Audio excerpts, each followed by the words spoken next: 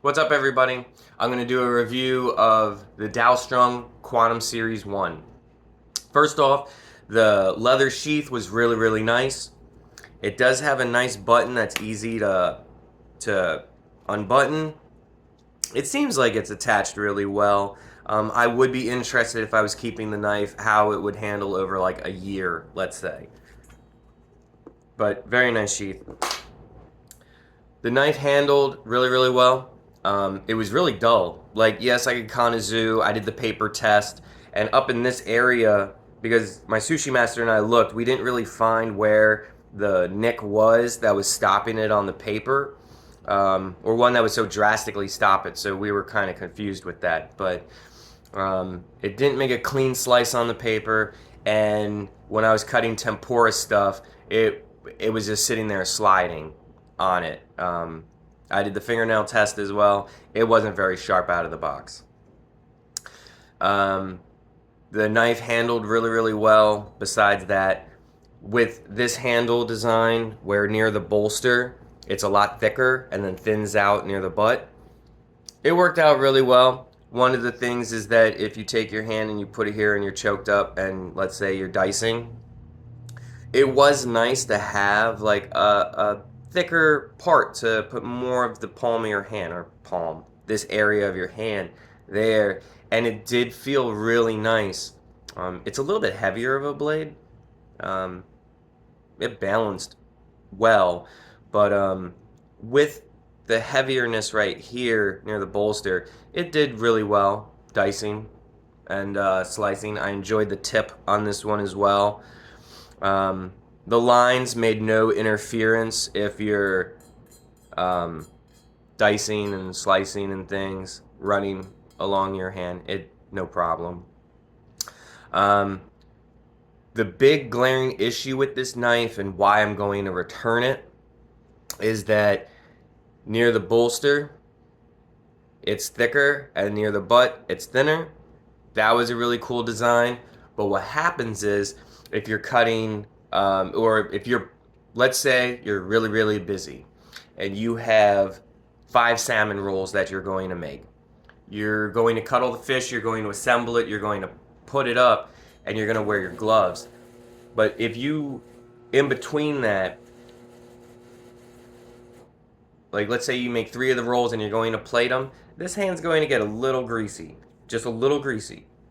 So what happened was I touched the salmon, I plated the whole thing, and I went back to make another cut. And when I grabbed the knife, because it's thicker at the bolster than here, when I grabbed it and I squeezed on the handle, it started pulling forward because the momentum of going from thicker to thinner and you're gripping it, it's literally going to become a projectile, which it did. And I caught it like here. And I was like, And so I went back and I gripped it and it slid again, and I gripped it and it slid again. And so I actually went and changed it out to my Messermeister Park Plaza. So this only made it halfway through a shift. It was too dull to actually cut tempura rolls, and my issue with the handle, it made me stop because there's no way to get into a really fast groove if it's slipping. So the real world applications of this knife is if your hand is always going to be clean, maybe if you're just doing vegetables, it's a good knife. But this is a hyper steel. I believe it's a high carbon and stainless steel mix. It doesn't sound like carbon steel. It sounds like another mix of metal. So this is meant for heavy duty work, and I just feel like if you're cutting a duck in half, which I have in the past, it gets really greasy all over the station. If you're deboning half ducks, let's say, like cutting them and all that, which I would use this knife because it is a high carbon steel, hyper steel, so it should be able to handle a really good workload, variety of workload, and it just doesn't because of this handle. Which is sad. I've wanted this knife for like 5 years probably. This is the version 2 that they have. I wanted the version 1, but if now when I was looking through the knives, They had said that this was a textured handle, and in one of the reviews, I believe they had said it's very nicely textured. And I guess I should have looked into that more, but I wanted the knife anyway, so I kind of was just like, oh shit, it's textured, let's go. This is super smooth. It's to look textured, but it's not textured. If they had textured this handle, then your hand might not have slipped or pulled backwards and the knife go forward. So if it had been textured, I probably would have given it a little bit more of a chance, but it only made it halfway through a shift before it started slipping and it wasn't sharp enough. Which I understand, go sharpen your knife when you get it, I get it. But out of the box sharpness, if you're gonna charge, the total of this knife was $201. So if I buy a $200 knife from a company that specializes in knives, I expect it to be sharp. That's all. So I've owned a whole bunch of Dalstrongs in my life.